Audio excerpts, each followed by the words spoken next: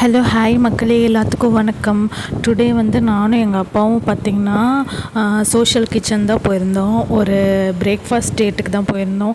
காலையில் வந்து நாங்கள் என்னெல்லாம் வாங்கினோன்னு பார்க்குறீங்களா? ஃபஸ்ட்டு வந்து நான் ஒரு உளுந்து வடை வாங்கிட்டேன். அதுக்கப்புறமா வந்து பூரி, அதுக்கப்புறமா வந்து ஆனியன் ஊத்தாப்பம், அதுக்கப்புறமா வந்து கீ மசால் தோசை, கீ பொடி மசால் தோசை, அது கூட வந்து இந்த சாம்பார், அதுக்கப்புறம் சட்னி இதெல்லாம் கொடுத்துருந்தாங்க. ஆனால் என்ன சாப்பிட்டாலுமே நம்ம ஃபுட்டு மாதிரி வராது. இது பார்த்திங்கன்னா எல்லாத்துலேயுமே ஸ்வீட்டாக இருக்குது. அதுக்கப்புறமா வந்து ஃபைனலாக ஒரு காஃபி வாங்கியாச்சு. காஃபிக்கு பாருங்கள் சரியான கூட்டமாக இருந்துச்சு. லைன் நின்று தான் காஃபி வாங்கினோம். சோஷியல் கிச்சனில் காலையில் ரொம்ப பரபரப்பாக இருந்துச்சு. அதுக்கப்புறம் இன்றைக்கி காலையில் வந்து எங்கள் வீட்டில் என்ன பிரேக்ஃபாஸ்ட்னால் ராகி தோசை, அது கூட தக்காளி தொக்கு, அதுக்கப்புறமா வந்து 2 முட்டை வேக வச்சுட்டேன்.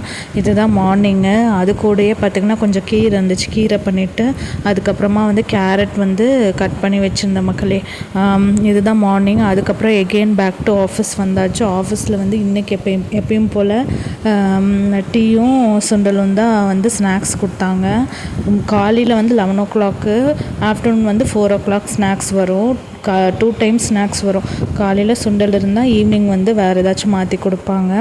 அதுக்கப்புறமா வந்து கார்னு அந்த மாதிரிலாம் கொடுப்பாங்க. நான் இது தனியாக டிரைவர்ஸ்க்கு வருவாங்க, அவங்களுக்கு தனியாகவும் எடுத்து வச்சாச்சு ஸ்நாக்ஸு. அப்புறம் மீதி இருக்கிறவங்க எல்லாம் ஷேர் பண்ணி சாப்பிட்டுக்குவாங்க.